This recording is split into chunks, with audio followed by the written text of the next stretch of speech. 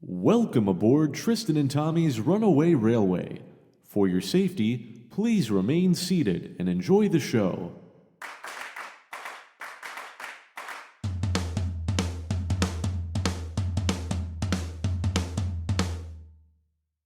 Hello, everybody. Welcome to Please Remain Seated, a theme park podcast hosted by two theme park enthusiasts that work for the industry in Central Florida.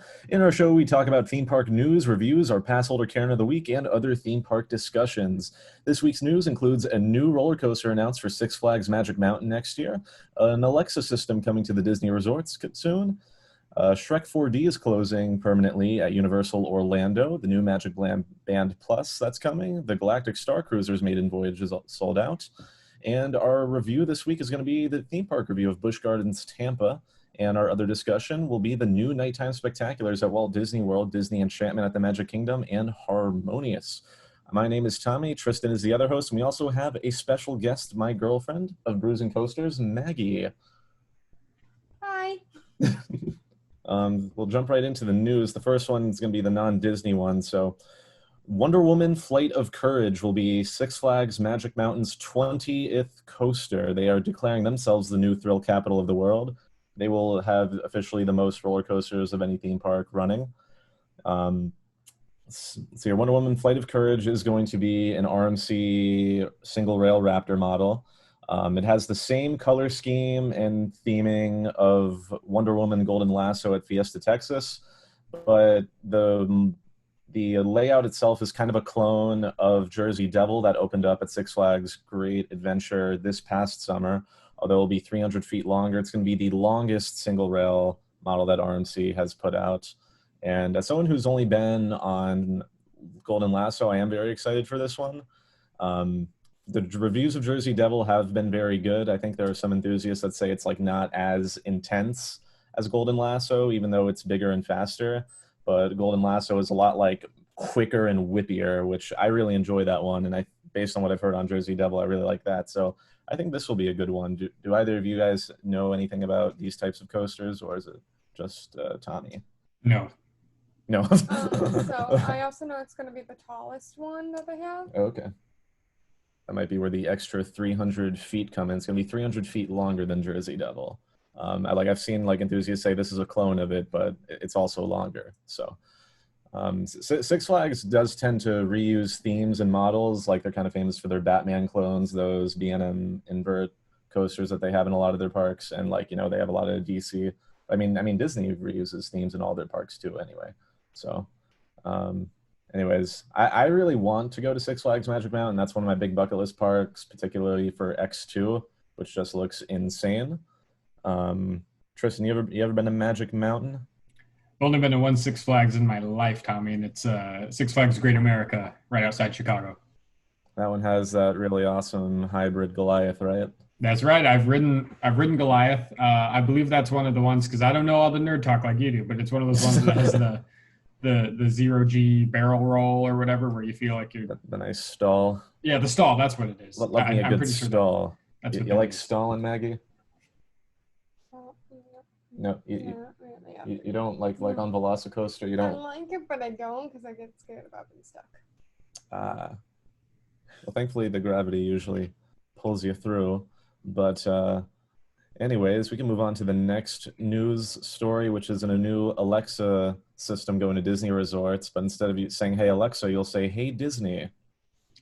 Yeah, this is one I'm really interested to see how this works, because there's so much kind of controversy about the whole Alexa, Google Home type of technology where, because they think they're just spying on you or whatever. And so I'm interested in how people are going to react to have that in their Disney hotel room.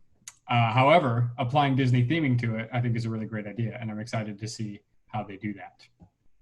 Yeah, and I wonder what extra uses will be used at the Disney resorts with the Alexa system. If you can be like, "Hey Disney, can I order a room service?" or something like that, or "Hey Disney, can I add an extra park day?" or something. I don't know if it'll go that far, but yeah. "Hey Disney, can I have a fast pass?" or something. Or a lightning lane. Yeah, give me the lightning lane. All right. No, I bet that you will be able to do room service type things. I bet you will be able to say, "Hey Alexa, can I get more pillows, or that cot, you can get a cot if you need a bed for an extra person or stuff like that. In addition to getting all the information really quick about park hours, maybe even wait times. Who knows? Like, who knows what it'll tell you.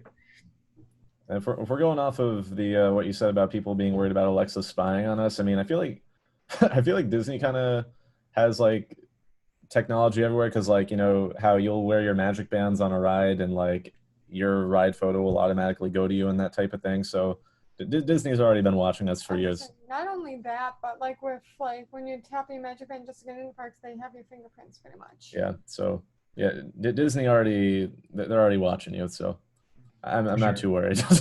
I'm not worried. I feel like that's a controversial thing to say, that it doesn't worry me that much, but watch me all you want, Disney. Next up, we're gonna go outside Disney real quick over to our neighbors at Universal. Shrek 4D is closing for good. How heartbroken are all of we here? Maggie, go first. Yeah. Sorry, I was trying to hear him. No, you're good.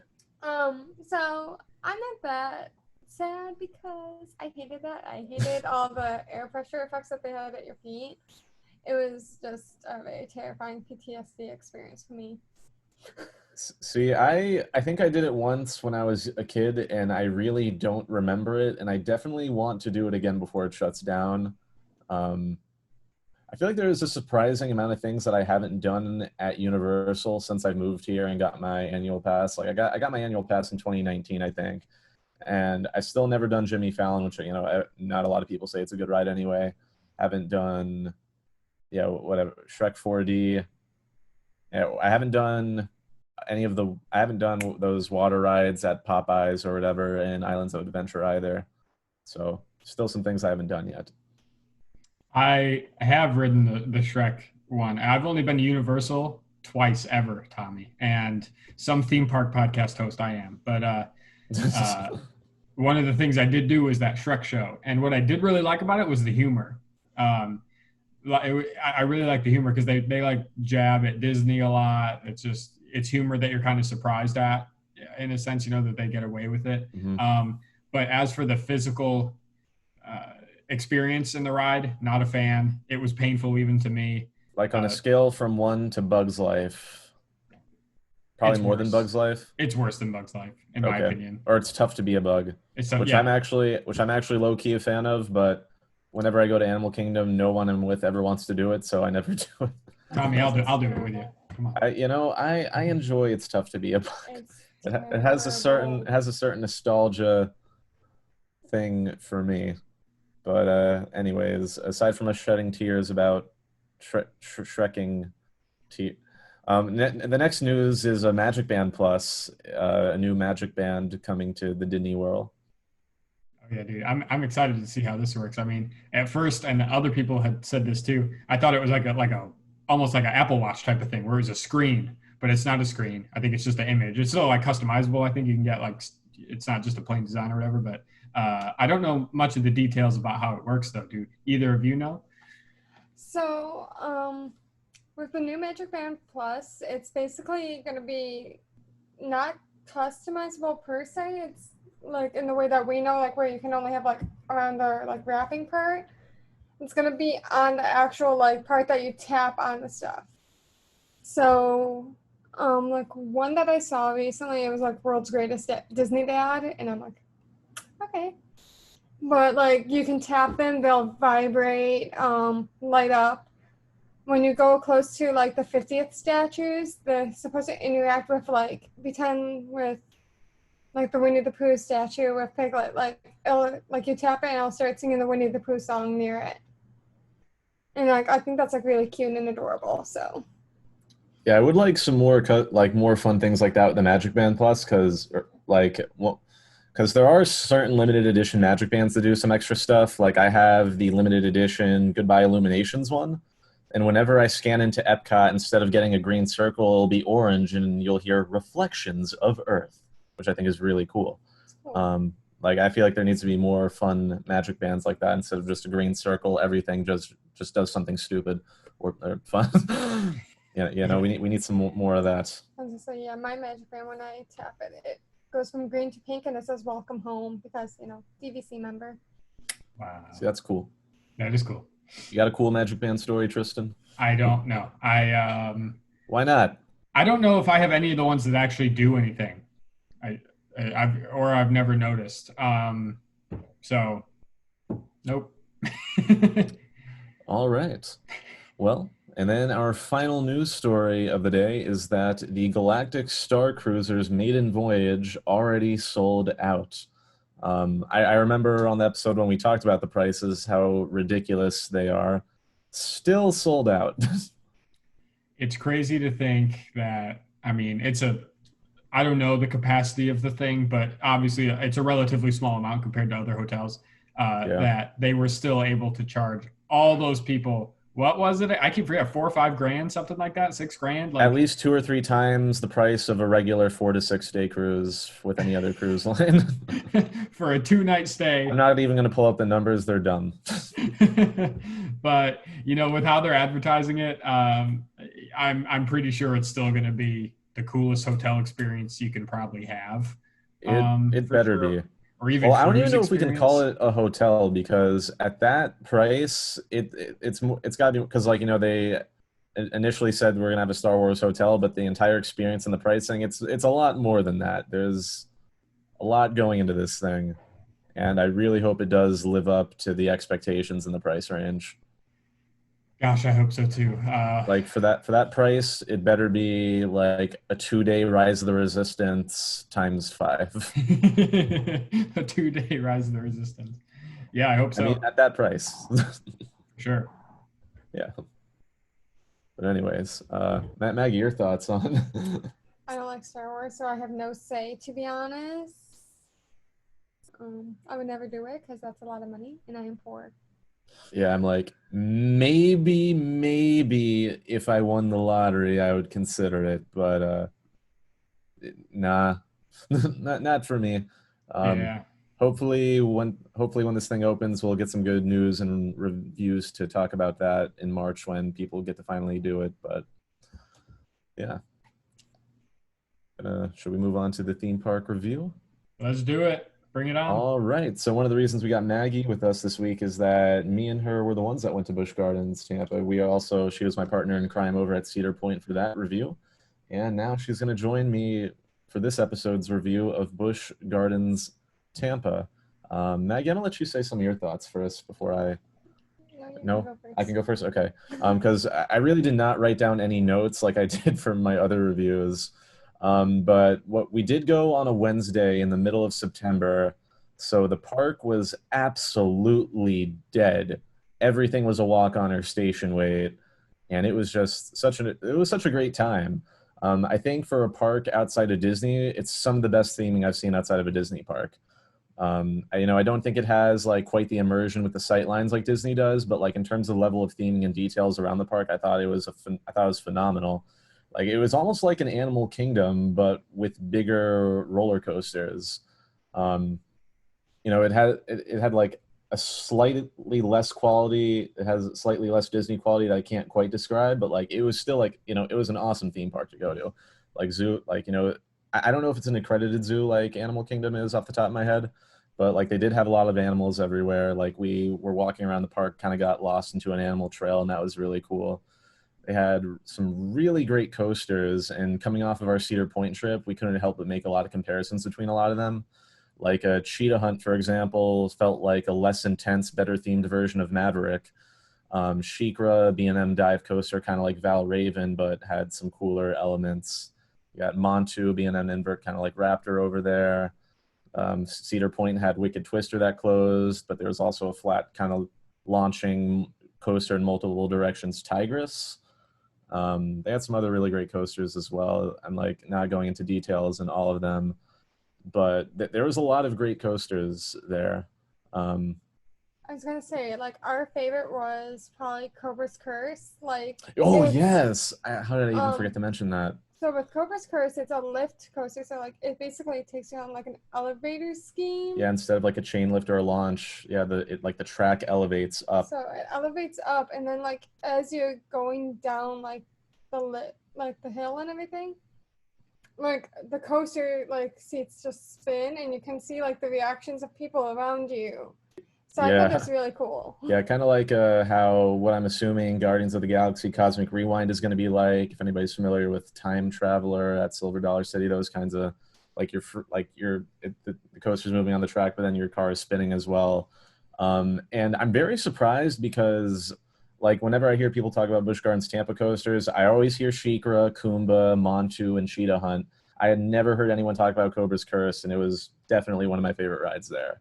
Like probably one of the most underrated coasters I've been on. I really enjoyed it. Not the biggest, the most intense. But like also going off the theming though, like so like at the end of every ride or even like during the queue, because like at Cobra's Curse they actually had like cobras in like cages and Yeah, everything. And then like the, Cheetah Hunt, they had like a cheetah like like kind of roaming around the like some of the area. queue and theming elements of Cobra's Curse kind of reminded me of Mummy at Universal, No, like a little definitely. bit.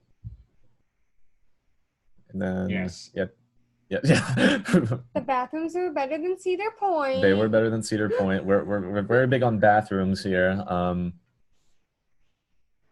Yeah, no, no, I just like I go off in Cedar Point a little bit just because since I spend a lot of time on coaster groups and stuff, people rave so much about Cedar Point's quality with everything. And like it was a very fun park with incredible roller coasters. I can't wait to go back. But I feel like outside having great roller coasters, like the aesthetics and operations, honestly, were Yeah. okay, very okay. Like they're honestly comparable with Six Flags, but even Six Flags occasionally has better theming. Um, but also, I feel like when you go to a Six Flags, you have lower expectations already. So, but you know what you're getting into. I mean, Cedar Point did have like at the top of Millennium Force is a lift hill, like the really good lake view, or the lake view going up on the lake side of Gatekeeper. So like there was some nice view, and even Maverick did have like that cool I was gonna shot say like Steel after the second. Vengeance did too. Yes, Steel Vengeance was. Oh, speaking of Steel Vengeance, more comparisons. Whenever Iron Gwazi opens at Busch Gardens in March, we'll have another Cedar Point comparison when Iron Gwazi opens. So this is a pre-Iron Gwazi review of Busch Gardens Tampa, which cannot wait to finally review that when we get to go on it. Um, but yeah, overall, really, really fun park. It was awesome that we got to go on a day where it wasn't busy. Looking forward to going when Iron Gwazi finally opens. The only thing we didn't get to do that I really wanted to do was Falcon's Fury, which is, I believe, a 300-foot tall plus drop tower that takes you all the way to the top. And then before the tower drops, they actually flip your seats to where you're facing the ground, and then it drops you 300 feet while you're facing the ground. Why didn't you tell me that? Because now I'm glad that we didn't go on. You didn't know that? No. Oh, darn. Oh, man. See, that sounds fun. I can't wait to do that. I'm gonna do it, but I'm gonna cry Yeah. the entire time. The only thing that we can't review is the food there.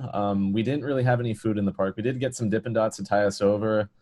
Because it wasn't a busy day and like it was a weekday where the park closed at like 5, we were only in the park for a few hours and we ate a little something beforehand and we met up with her dad for dinner afterwards.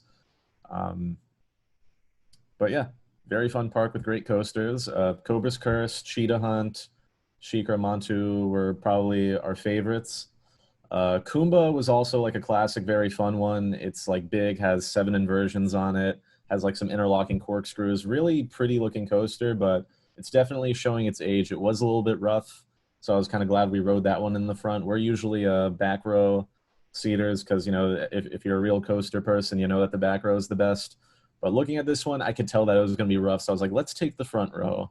And the park was dead enough to where we were able to choose whatever row we wanted on any ride anyway. I was like, the one thing before I think this video is almost over, like with Shikra, it was actually really cool. They actually have like a splash zone too. Yes. Where Tommy almost got soaked completely because Yeah. I didn't warn him about the signs.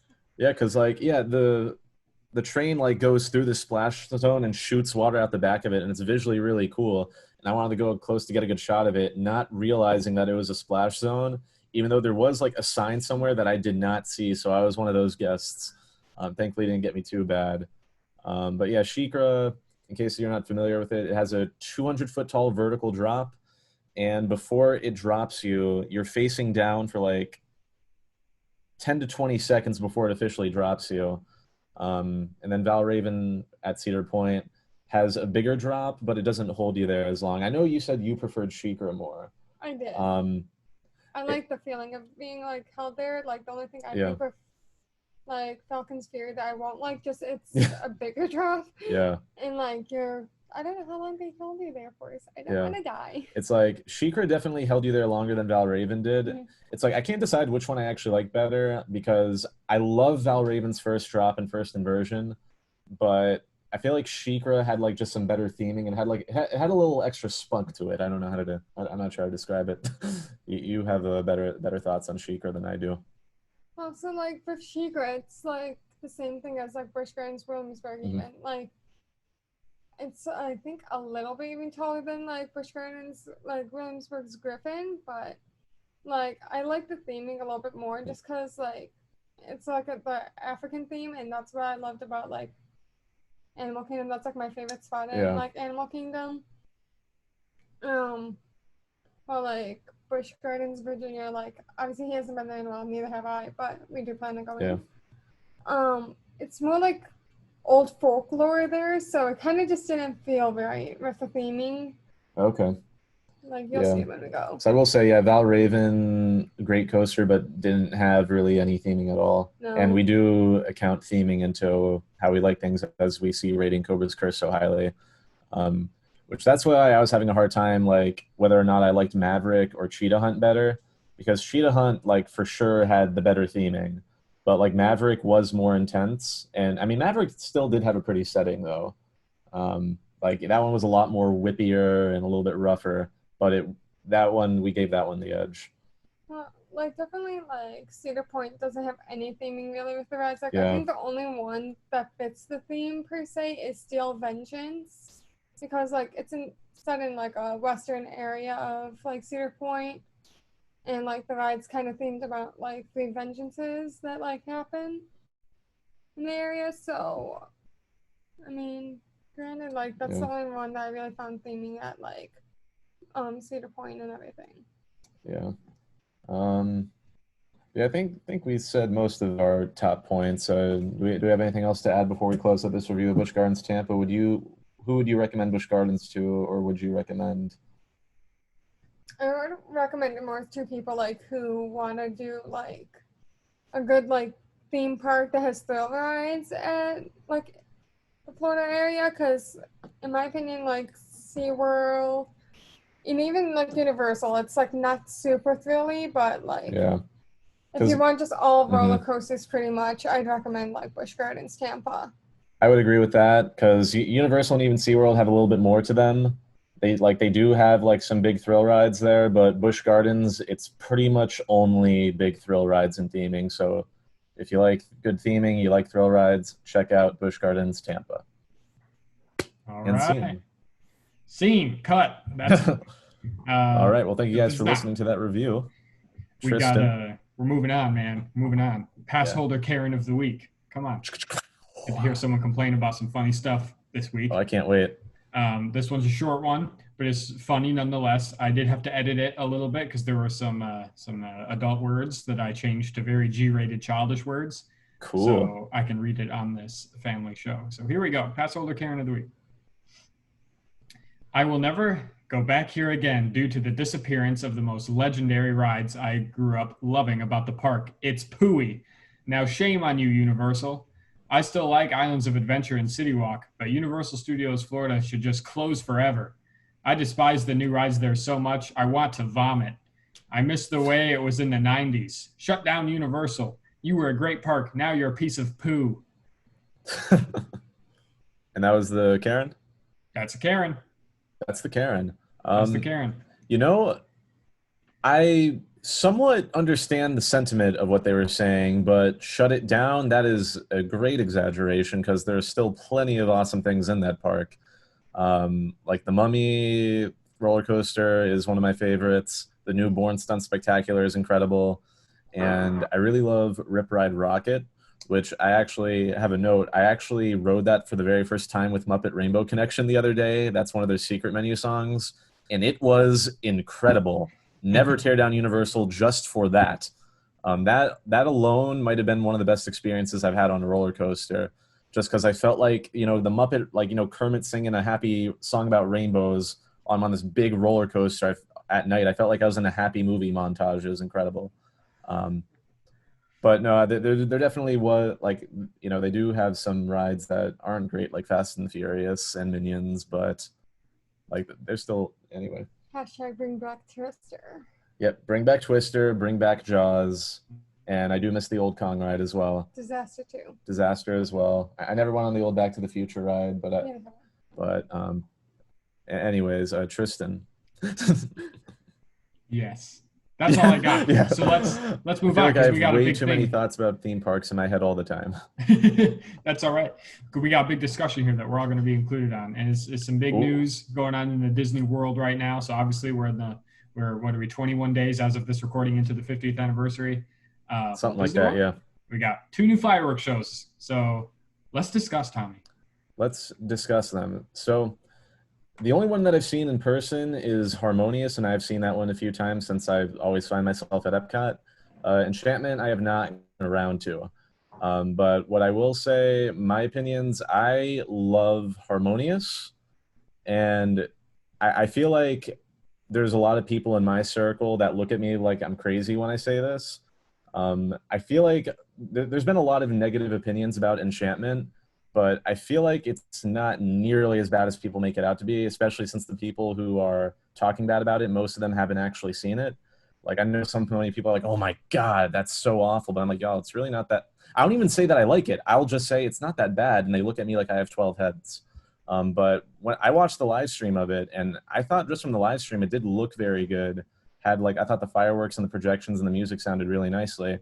I think a lot of the negative energy comes from a couple of things. That one, it got rid of Happily Ever After, which was one of the best anythings ever. And then that this is also supposed to be for the 50th anniversary of Walt Disney World. And there really isn't a lot of classic Disney music in it. There's not, you don't hear Walt or Mickey in the show. I think you see some classic movie projections onto it, but most of the music is like 2010s and beyond. And then also Happily Ever After was an emotional show, which Enchantment doesn't seem to have as much moments that would make me cry. But I also still need to see Enchantment in person. Harmonious, though, we actually all saw it together on its opening night. I really loved Harmonious. Like, I love the music. I love the barges, like what they do at night. Like, I know some people have complained that they kind of ruin the view of the World Showcase during the day, and I think that's a valid complaint. But the show itself and what the barges do, the music, the fireworks, the water, the laser, I think it's incredible. Yeah, I haven't seen Enchantment at all. However, I did hear one person's basic review. It was pretty much spoiler free, but he said it was pretty good, that it had all of the chapters, if you will, that like Happily Ever After had, where it has an introduction, it has a part with some where it brings you down a little bit, and then it brings you back up at the end. I haven't seen it, so I don't know what that means, but I'm glad that this person had that review of it. However, Harmonious, like I've seen.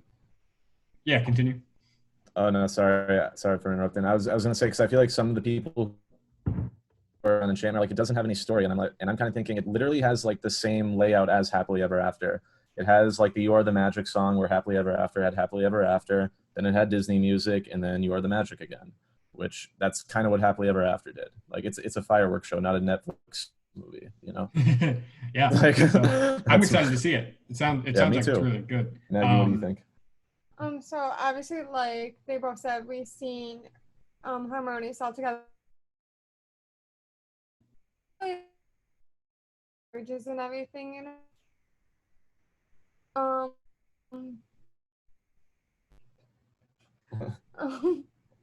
and then like I've actually seen Enchantment like a couple of times, and I actually really do enjoy it. Like, some people who give you like the bad feedback about it, they also watch it like right from like the hub area. You need to be on Main Street for it, because like Main Street, like you get all the like projections flowing backwards, unlike with Happily Ever After. Sorry, spoiler, guys. Yeah.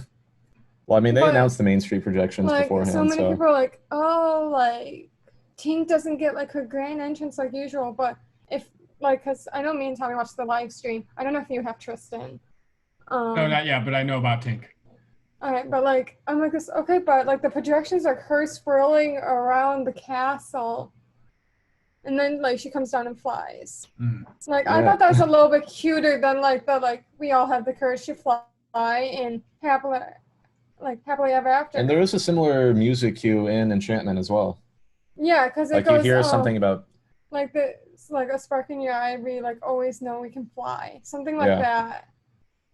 And I'm like, that's cuter though. Yeah, it's pretty, and like it's like the lighting that they use for it. Like I really like it as well. Cool. Yeah, I'm excited to see it. I really liked Harmonious. I thought it was great. I thought it had like all the intellectual properties that obviously Disney wants to put into it, but it did it well.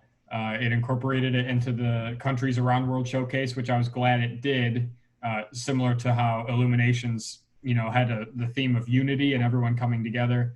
And then Epcot Forever didn't really have anything to do with the Countries Around World Showcase. So I like that. Yeah, that is true. Back to that. Like that was missing from Epcot Forever. Yeah. Like I know Epcot Forever was just a small transitional show, but like that's a good point that I never thought of. So I dug it. I liked it. I like how also the thing that I thought was really important that they did was how a lot of the songs were in the native tongue of whatever country it was representing. But then it would still go into English, obviously with us being in the United States. But really excited to see Enchantment. I like Harmonious just fine. So yeah, it's like I feel like a lot of the people, because like Harmonious has had more positive reviews for sure. Like there's definitely like, I think it was like mixed at first, but it's been mostly positive. And I feel like the negative reviews are how dare they put Disney music in the Disney park, because there's a lot of hardcore Epcot fans that don't think that Disney music belongs in that park. And like, I'm someone that really loves Epcot and what Epcot's all about, but I don't think it takes away from the park at all. Like, yes, I do miss Illuminations and what it was. Like, I loved the music, but I feel like as a spectacular, like Harmonious does just something a little extra that's really great. True. Yeah. All right. Well, that's gonna be my hot take about that. Coolio. But yeah, that's it, man. That's it. That's we did it. Another one. We only have 3.5 minutes till the Zoom call boots us out. So Okay, cool. Yeah. Amazing. Well, so yeah, Tommy, lead us out. Lead us out. You lead us out, Tristan. I want to hear your beautiful voice. Well, as it so happens, I have the outro typed up right here. So, hey, thanks for listening, folks. Follow us on the social media. We got the Facebooks, we got the Twitters, we got the Instagrams, and subscribe to us on YouTube, where the video version of this will be made available. Also, we have a Not Safe for Work, that means adults only, comedy podcast called Two Useless Organisms that Tommy and myself do. Please go check that out on all the same podcast platforms that this show is available on. And heck yeah, dude. Tommy, what do you got to say? Maggie, thank you for joining us. Oh, you're welcome. Yeah, thank you, Maggie. No, you pretty much nailed it for us, Tristan. Thank you guys for listening to Please Remain Seated, and we will see you next time. Pull on your yellow strap, seatbelt. Remain, please. Okay, I'm done.